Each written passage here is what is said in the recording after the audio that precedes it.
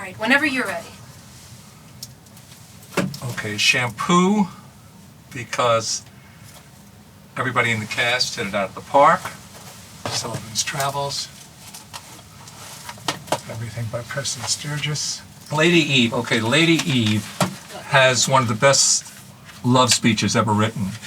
His speech about, you know, when I look at you, I see two children coming towards each other. They're 8 years old and keeps on advancing it. One copy of Lady Eve.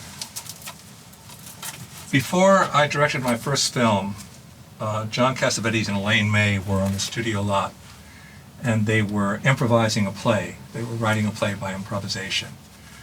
And it was the most amazing thing I've ever seen in my life. And just before, I never directed before, I'm getting ready for my first movie. And he was so generous, and just hanging with him, you know, there'll never be a spirit of film like him. I mean, everybody expected to do it for the love. I remember there was one actor who was involved, and it was getting to be Christmas, and we were all at lunch together. I was just there every day in the audience. And sometimes they turned to me and they direct comments at me. I didn't know whether it was part of the improvisation or whether it was real. You couldn't tell. Reality and improvisation bent. You didn't know what was real, what was unreal. But the spirit was extraordinary to be around. And then there was one day during the Christmas holiday where he took everybody and me, the audience, to lunch. And one of the actors said, well, they'd been at it for several weeks, and one of the actors said, I had to take a paying job. And it wasn't only that John said no. He said to the guy, you better not let Elaine hear you said that, because that was it. Everybody was there for passion. Anyway, he's, you know, I'll make a case for him being one of the great men ever in film. And started independent film. I mean, you can't be more important than him.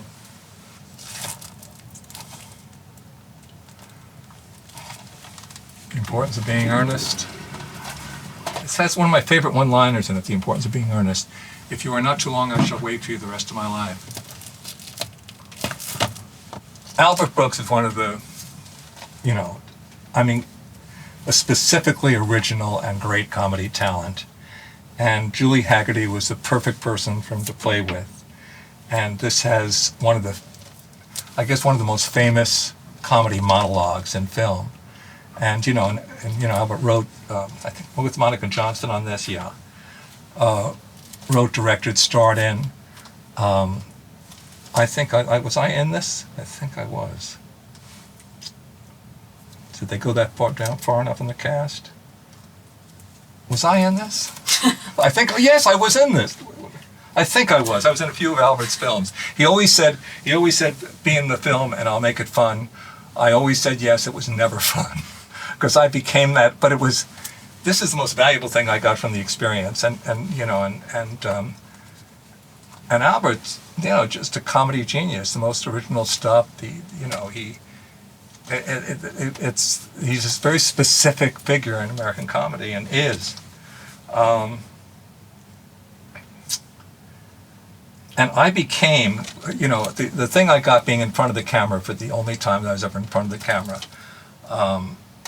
And once I had a real part, I think, in one of them. And I became the worst actor a director can have. I was the guy who was outside your trailer when you got there in the morning. I can do it again, let me do it better. I became that guy. But it's only when you feel the vulnerability of being like that, it helps you, you know, I think it helps you direct. Okay, I think I'm full. Thanks, guys.